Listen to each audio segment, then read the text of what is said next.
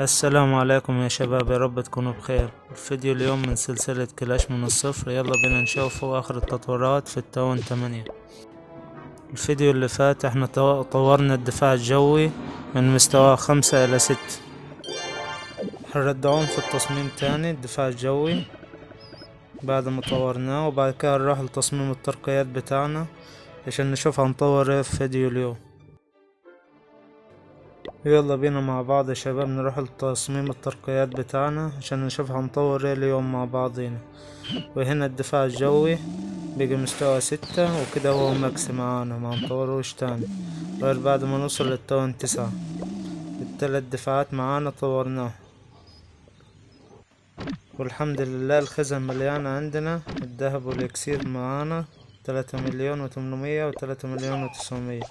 يلا بينا نشغل البنايين مع بعضين الأربعة، نطور رامية السهام، أبراد رامية السهام نشغلهم الأربعة ونطوروهم مع بعض بس. وكده شغلنا كل العاملين البناء اللي معانا.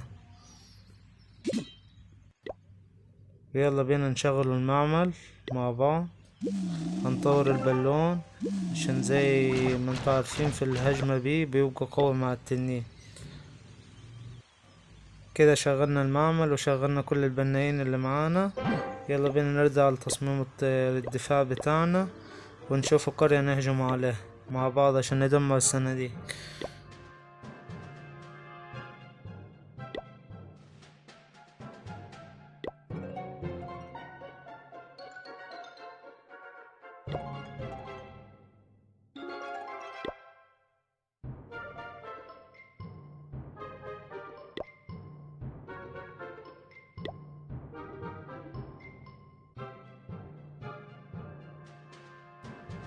وهيا يا شباب لقينا قرية فيها موارد كتيرة، يلا بينا نهجم عليها وندمر كل الموارد اللي فيها.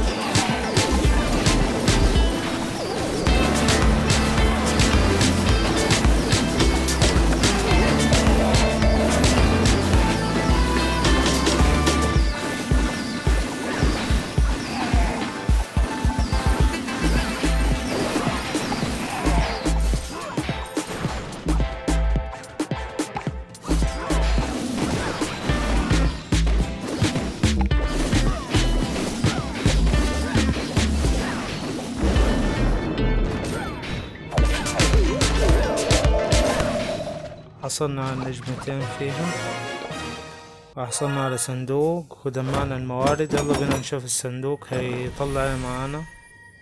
طلع معانا فطائر. كان نفسي احصل على جايزة حلوة بس مش مشكلة عشان ما كناش واخدين الدعم. لو كنا واخدين الدعم في الهجمة اللي فاتت كان زماننا مسحناها.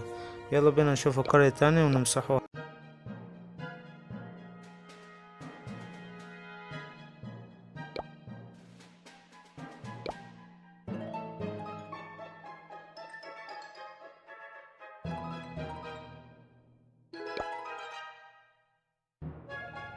يلا بينا دي هجمة تاني مع بعضينا. هننزل بالبرك بين التنين عشان نشيله الدفاعات الجوية. آخر واحدة معانا شلناهم كده التنين الدفاعات الجوي. ويلا بينا ننزل بعد كده بالتنين اللي معانا والبالون والدعم عشان نمسحهم. متنسوش تشتركوا في القناة وتعملوا لايك، والسلام عليكم ورحمة الله وبركاته.